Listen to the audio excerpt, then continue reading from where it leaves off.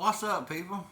So, I'm going to put a video out today, and it's going to be the start of my series of stories from the hood, and it's about small towns in Alabama that most people never heard of and never will hear of. Most of these stories people will never repeat. A lot of people won't talk about them. I will. I don't give a fuck. I lived the life. I was there. Introductions. I'm JD, also known as Little Bird. Come from a small ass town in Alabama, Mulga. We were surrounded by little towns, just Mayberry style life. The biggest thing that I can think of growing up with all my friends and family, and I mean, it's real small town living, of course. I mean, it's Alabama. We did a lot of bad stuff. We did a lot of good stuff. We did stuff that you might regret and you might not regret. So this is going to be basically a telling of my life stories mixed in with all my friends' life stories. Some fictional, some not fictional, mostly not fictional.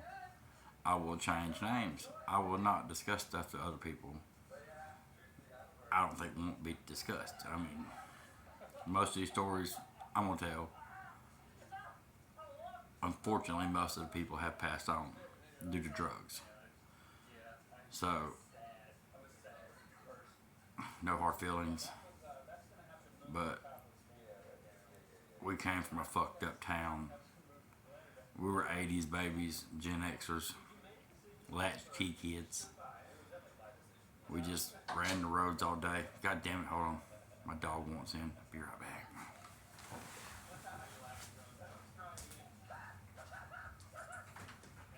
Hold on, dickhead. There you go, Catherine. Alright, let the dog in. I'm fire drawn up.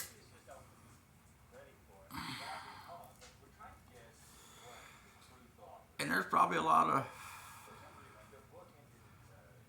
of friends of mine that see still alive that have stories of their own.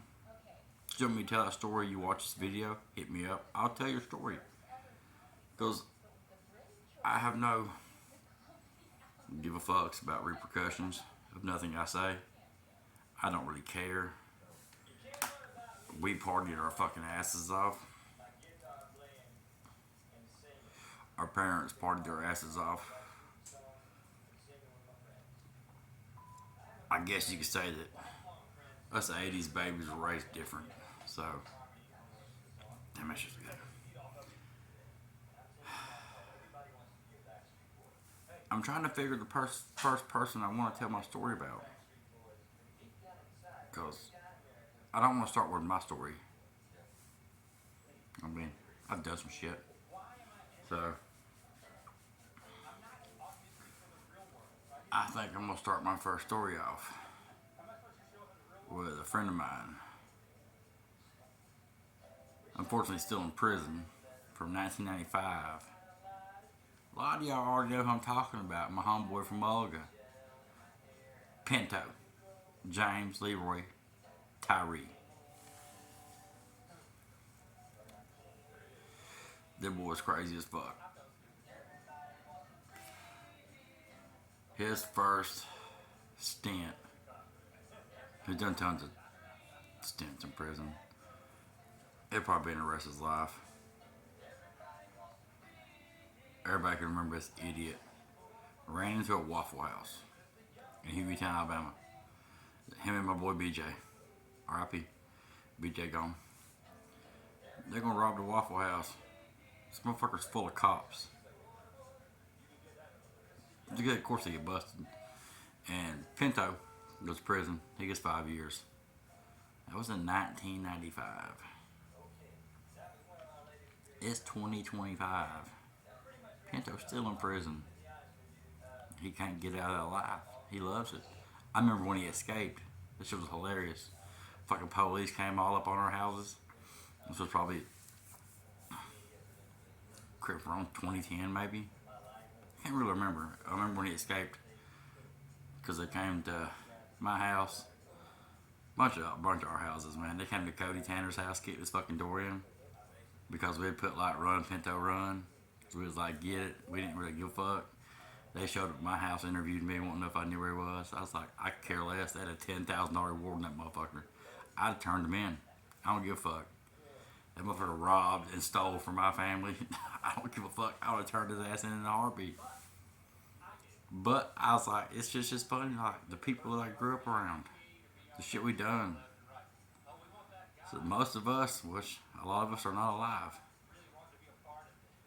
Hell, I shouldn't be alive. There's been times where I should have been dead.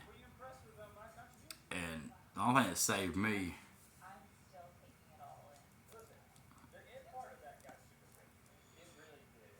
was that right there. I was just a pothead. I never got on the. A lot of people might never got on the pills. They're on the oxys and the roxys, and then it was the fucking heroin, and then the fentanyl, and then they're all dead. So I always smoke weed. God bless it. I love my pot, and I will always smoke. Fuck, I've been selling weed since I was 14 years old. First person I sold weed for was my daddy. Cause, keep it in the family, son. I mean, that's the family I came from.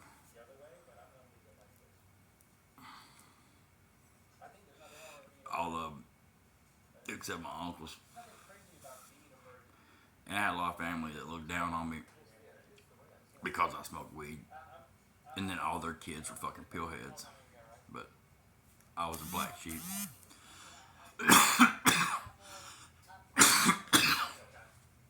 Because I smoked. And unfortunately, I got my wife. I got 3 perfect sons. They're all grown, good men, hard-working men. And I proved them all wrong. And I'm proud of that. And I did that with my wife. If it wasn't for her, I would definitely be in prison.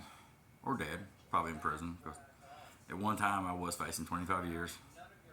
I'm not ashamed to tell stories, Like I said, I was a dope dealer. I sold dope. We got caught transporting from Texas to Florida. I caught 400 felonies.